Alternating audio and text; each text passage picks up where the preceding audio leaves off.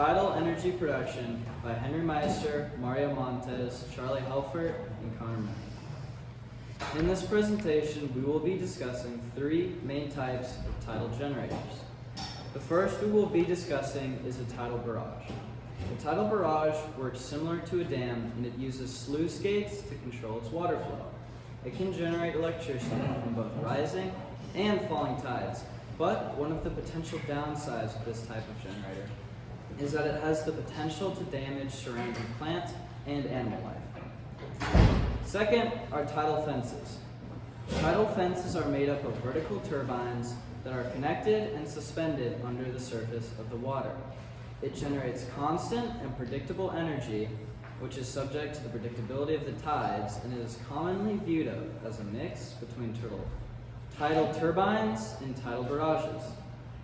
Finally, tidal turbines. Tidal turbines use tidal forces to spin a turbine. This spinning turbine generates electricity, which is then sent to the mainland by cables that run under the surface of the water. This is commonly seen as one of the most promising generator types we have today. However, there are three main problems with tidal generation today. The first is this cost. Stocker Klaus, a professor for international finance at George Simon Ohm University, states, the kilowatt-hour cost of TSE electricity is on the high side, but there are still chances for commercial application. Because tidal energy costs more to produce, it is difficult for it to maintain and create a foothold in an already saturated industry such as energy, where there are already cheaper alternatives. Furthermore, Eva Segura Asiento, a graduate of the University of Castilla-La Mancha, a top public university in Spain, and colleagues, state that although the tidal energy industry has only just begun to demonstrate full-scale devices and device arrays, the nascent status of these technologies implies that they have yet to obtain a sufficient level of reliability, survivability, and feasibility to be marketable when compared to other renewable technologies. Because of this, it slows the ability to overcome problems because not enough time has been put into finding solutions to these problems. Finally, Ross O'Connell, a postdoctorate researcher, and his colleagues state that station-keeping systems also represent a large portion of the total cost for marine energy projects. Mooring and anchoring costs are often quoted as representing 10 to 30% of the installed costs for marine energy devices as compared to the 2 to 3% for floating oil and gas facilities. This increased installation cost makes tidal energy generators seem more risky to investors, and when this is compared to the two previous problems listed, it demonstrates the main issues with tidal energy currently. Solution 1. Develop cheaper and more efficient turbines. The first step to this solution is to develop cheaper and more durable materials. Current materials are heavy, expensive, corrosive, and require frequent maintenance. With more research, we can develop lightweight, stronger, corrosive-resistant, and affordable options. The next step is to make more efficient turbine designs. More efficient turbine designs would maximize energy production. Brian Dykes, a lead tidal energy researcher at the University of Edinburgh, says, quote, innovation in turbine blade design are crucial to increasing energy capture and reducing maintenance costs. On top of that, better blade shapes will increase aerodynamics, and adjustable blades will account for changing water speeds. Finally, larger rotors will capture more energy per rotation. Cameron Johnstone, a renewable energy specialist, says, quote, scaling up projects and improving technological efficiency are crucial steps to make tidal energy economically viable. The pros and cons of this solution. I got all my information from PNNL. The pros. There's a less carbon footprint per tidal turbine. There's also a longer turbine lifespan due to the better materials being used. There's also a larger ability to scale up due to the lower cost of production. The cons. The initial research is very expensive, and the special materials needed are not widely available. Finally, there's also limited industry experience using these new materials and designs.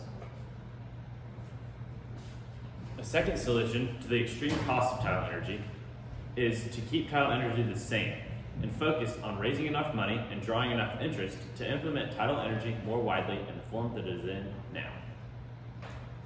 The first step to this solution is to educate people about tidal energy's huge power-producing potential. For example, Sustainable Marine was able to provide enough power for 250 homes over the course of 7 months, using the 55-foot tides from the Bay of Fundy in Nova Scotia. This education-based approach is already being done in the UK, with the European Marine Energy Centre allowing researchers to look at the tides and see how much power they can really extract from it. Also, the International Conservation Caucus Foundation promotes tidal energy uses and allows people to research how powerful they really are.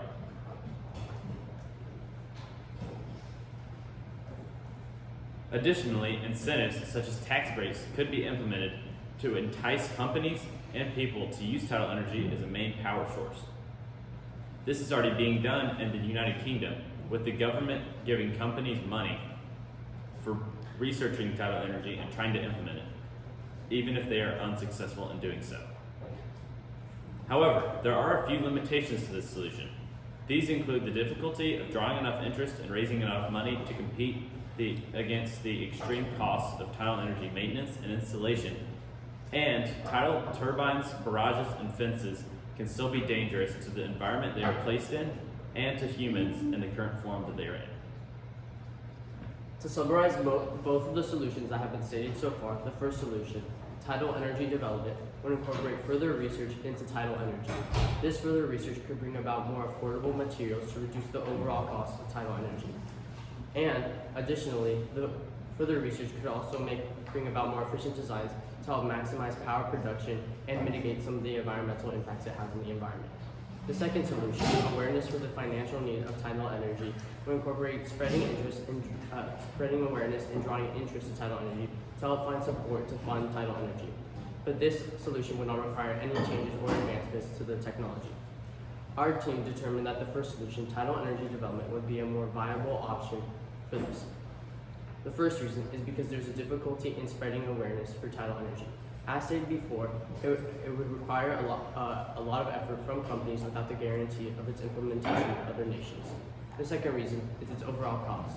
The second solution talks about using incentives to help find support to fund tidal energy, but these incentives would ultimately only add to the overall cost.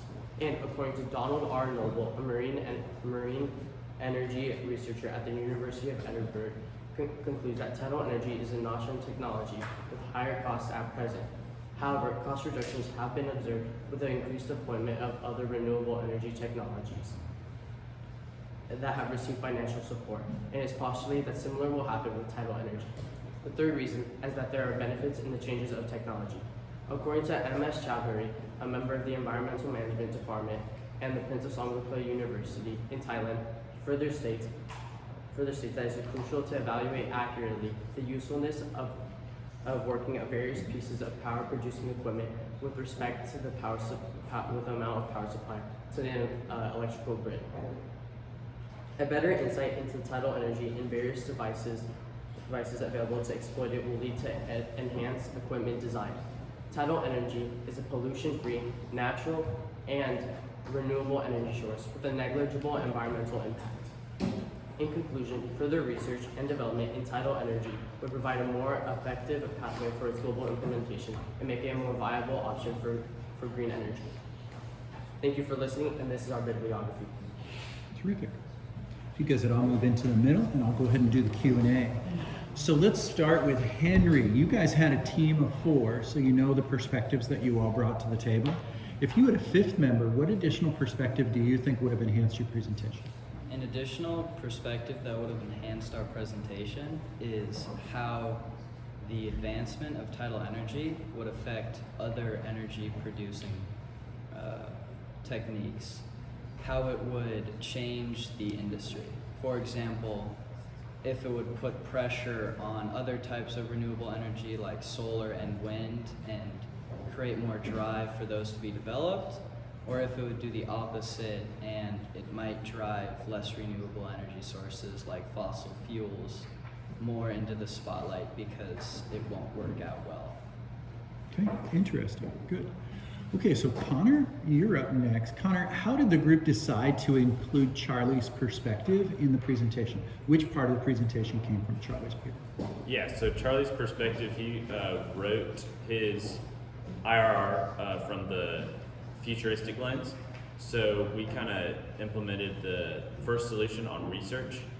That kind of came from his paper because his was talking a lot about how tidal energy is great right now and it could work great in the future if it's developed further.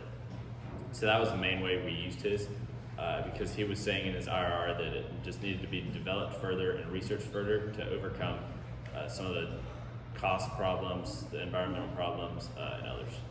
Fantastic. Okay, so Charlie, you get the next question. What's a compelling argument from one of your other peers' reports that you guys decided to exclude from the team report, and how come? Mario's, one of his biggest arguments was that the environmental side of tidal energy would bring it down.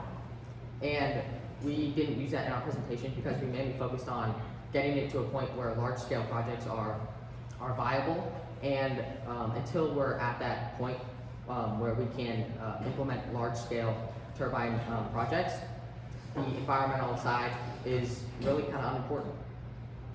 Terrific. And then finally, Mario, give one specific way that your thinking changed about your own perspective based on reading Henry's paper. So Henry's paper was mostly about the futuristic lens, and mine was about the environmental. So I mostly focus on how tidal energy can disrupt the water flow. But Charlie's mostly focused on its research, that it needs further research to be implemented later. So kind of similarly, he said that it would environmental impact wouldn't be necessary, but I believe that in tandem with the economic lens that Henry had, those two work together in his lens, and kind of changed my perspective that the cost and environment are kind of important in implementing tidal energy into the world. Terrific. Thanks, guys. Really well done.